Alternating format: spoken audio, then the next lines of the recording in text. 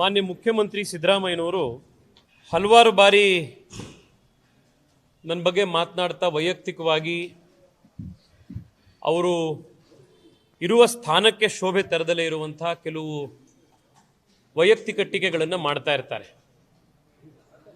ಈ ಹಿಂದೆ ಕೂಡ ಚುನಾವಣೆ ಸಂದರ್ಭದಲ್ಲಿ ಮಾಡಿದ್ರು, 2 ದಿನಗಳ ಹಿಂದೆ ಕೂಡ ಮತ್ತೆ ಅದೇ ಶಬ್ದವನ್ನು ಬಳಸಿ ಟೀಕೆಯನ್ನು ಮಾಡಿದ್ದಾರೆ.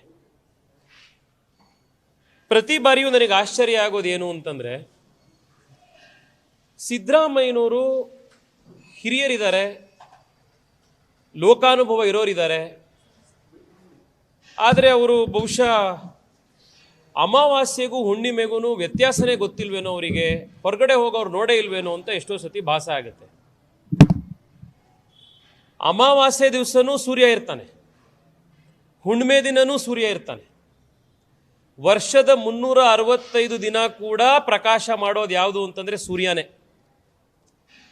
ಅಮಾವಾಸ್ಯೆ ದಿವಸ ಇಲ್ದಲೇ ಇರೋದು ಚಂದ್ರ. ಸಿದ್ದರಾಮಯ್ಯನವರೇ, ಬಹುಶಃ ನೀವು ಈ ಚಂದ್ರನ್ ನೋಡಿ ಪೂಜೆ ಮಾಡೋವಂಥ ಜನರ ಜೊತೆಗೆ ಜಾಸ್ತಿ ಇದ್ದು ಅಮಾವಾಸ್ಯೆ ಮತ್ತು ಹುಣ್ಣಿಮೆಗೆ ಸೂರ್ಯ ಇರೋದಿಲ್ಲ ಅಂತ ಕನ್ಫ್ಯೂಸ್ ಆಗ್ಬಿಟ್ಟಿದ್ದೀನಿ.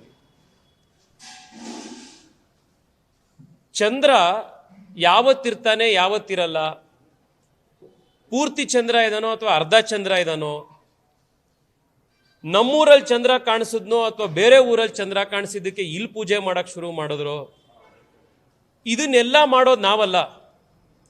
ನಮಗೆ ಅಮಾವಾಸ್ಯೆ ದಿವಸನೂ ಲಕ್ಷ್ಮೀ ಪೂಜೆ, ಅವತ್ತು ಸೂರ್ಯ ಇರ್ತಾನೆ, ಹುಣ್ಣಿಮೆ ದಿನನೂ ಪೂಜೆ ಮಾಡ್ತೀವಿ. ಈ ಸೂರ್ಯಂಗೂ ಚಂದ್ರಂಗೂ, ಸೂರ್ಯನ ಪೂಜೆ ಮಾಡೋರ್ಗೂ ಚಂದ್ರನ ಪೂಜೆ ಮಾಡೋರ್ಗೂ ವ್ಯತ್ಯಾಸ ತಿಳ್ಕೊಂಡು, ಅಮಾವಾಸ್ಯೆಗೂ ಹುಣ್ಣಿಮೆಗೂ ವ್ಯತ್ಯಾಸ ತಿಳ್ಕೊಂಡು ಮುಂದೆ ಈ ರೀತಿ ಹೇಳಿಕೆಗಳನ್ನು ಕೊಡಿ. ಸೂರ್ಯ ವರ್ಷದ 365 ದಿವಸನೂ ಇರ್ತಾನೆ. ಹುಣ್ಣಿಮೆ ದಿವಸ ಎಷ್ಟು ಪ್ರಕಾಶಮಾನವಾಗಿ ಸೂರ್ಯ ಇರ್ತಾನೋ ಅಷ್ಟೇ ಪ್ರಕಾಶಮಾನವಾಗಿ ಅಮಾವಾಸ್ಯೆ ದಿವಸನೂ ಸೂರ್ಯ ಇರ್ತಾನೆ. ಈ ಒಂದು ಬೇಸಿಕ್ಕನ್ನು ತಾವು ಅರ್ಥ ಮಾಡ್ಕೊಳ್ಳಿ ಅಂತ ಮಾನ್ಯ ಮುಖ್ಯಮಂತ್ರಿಗಳಿಗೆ ನಾನು ಇವತ್ತು ಮನವಿ ಮಾಡ್ತಾ ಇದ್ದೀನಿ. ಎರಡನೇದು, ಸಿದ್ದರಾಮಯ್ಯನವ್ರ ಮೇಲೂ ನಾನು ವೈಯಕ್ತಿಕವಾಗಿ ಒಂದಿಷ್ಟು ಮಾತನಾಡ್ಬೋದು, ಆದರೆ ನಾನು 24 ಲಕ್ಷ ಜನ ಆಯ್ಕೆ ಮಾಡಿರುವಂಥ ಒಬ್ಬ ಸಂಸದನಾಗಿ ಸಾಂವಿಧಾನಿಕ ಹುದ್ದೆಯಲ್ಲಿರಬೇಕಾದಾಗ ಆ ರೀತಿಯ ಮಾತುಗಳು ನನಗೆ ಶೋಭೆ ತರೋದಿಲ್ಲ. ನಾನು ಹಿಂದೆ ಕೂಡ ಇದೇ ರೀತಿಯವರು ಟೀಕೆ ಮಾಡಿದಾಗ ನಾನು ಹೇಳಿದ್ದೆ, ಸಿದ್ದರಾಮಯ್ಯನವರು ನಮ್ಮ ತಂದೆ ವಯಸ್ಸಿನವರು, ನಾನು ವೈಯಕ್ತಿಕ ಟೀಕೆ ಅವ್ರ ಬಗ್ಗೆ ಇನ್ನೊಬ್ಬರ ಬಗ್ಗೆ ನಾನು ಮಾಡೋದಿಲ್ಲ, ನನ್ನ ರಾಜಕಾರಣದ ಸಂಸ್ಕಾರ ಅದಲ್ಲ ಅಂತ.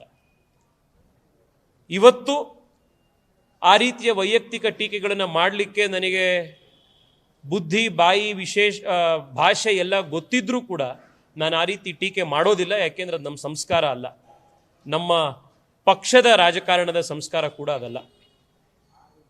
ಆದರೆ ಸಿದ್ದರಾಮಯ್ಯನವರ ಆಡಳಿತದ ಬಗ್ಗೆ ಒಂದಿಷ್ಟು ಪ್ರಶ್ನೆಗಳನ್ನು ಕೇಳಬೇಕಾಗಿದೆ. ಯಾಕೆಂದರೆ ಬೆಂಗಳೂರಿನ ಸಂಸದರುಗಳ ಬಗ್ಗೆ ಪ್ರಶ್ನೆ ಕೇಳಿದ್ದೀನಿ, ಮೋದಿಯವ್ರ ಬಗ್ಗೆ ಪ್ರಶ್ನೆ ಕೇಳಿದ್ದೀನಿ.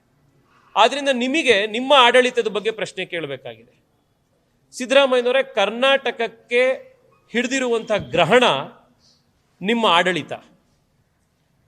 ಸುಮಾರು ಹೆಚ್ಚು ಕಡಿಮೆ 3 ವರ್ಷ ಆಯಿತು ನೀವು ರಾಜ್ಯದಲ್ಲಿ ಅಧಿಕಾರಕ್ಕೆ ಬಂದು. ಬೆಂಗಳೂರಿನ ಸ್ಥಿತಿ ನೋಡಿದ್ರೆ, ಬೆಂಗಳೂರಿಗರ ಸ್ಥಿತಿ ನೋಡಿದ್ರೆ ನರಕ ಯಾತನೆಯಲ್ಲಿ ಬೆಂಗಳೂರಿನವರು ಇವತ್ತು ಒದ್ದಾಡ್ತಾ ಇದ್ದಾರೆ. ಒಂದೇ 1 ಕಿಲೋಮೀಟರ್ ರೋಡು ಗುಂಡಿ ಇಲ್ದಲೇ ಇಲ್ಲ. ನಿಮ್ಮ ಆಡಳಿತ ಎಷ್ಟು ಚೆನ್ನಾಗಿದೆ ಅನ್ನೋದಕ್ಕೆ ಬೆಂಗಳೂರಿನ ರಸ್ತೆಗಳ ಗುಂಡಿಗಳೇ ಸಾಕ್ಷಿ. ಹಬ್ಬಕ್ಕೆ ಹಾಸನಕ್ಕೆ, ಚಿಕ್ಕಮಗಳೂರಿಗೆ ನೆನ್ನೆ ಮೊನ್ನೆ ಹೋಗಿ ಬಂದಿದ್ವಿ. ನ್ಯಾಷನಲ್ ಹೈವೇ ಮುಗಿದು ಎಲ್ಲಿಗೆ ನಿಮ್ಮ ರಾಜ್ಯದ ರಸ್ತೆ ಪ್ರಾರಂಭ ಆಗತ್ತೆ, ಅಲ್ಲಿಂದ ಪ್ರಾರಂಭ ಆಯಿತು ಅಂತಂದರೆ ಗುಂಡಿಗಳು, ವಾಪಸ್ ನ್ಯಾಷನಲ್ ಹೈವೇ ಬರೋವರೆಗೂ ಗುಂಡಿಗಳೇ ಗುಂಡಿಗಳು. ಇದು ನಿಮ್ಮ ಆಡಳಿತದ ವೈಖರಿ. ಬೆಂಗಳೂರಿನಲ್ಲಿ 1 ಕಿಲೋಮೀಟರ್ ರೋಡ್ ಸರಿ ಇಲ್ಲ, ಅರ್ಧ ಕಿಲೋಮೀಟರ್ ಫುಟ್ಪಾತ್ ಸರಿ ಇಲ್ಲ.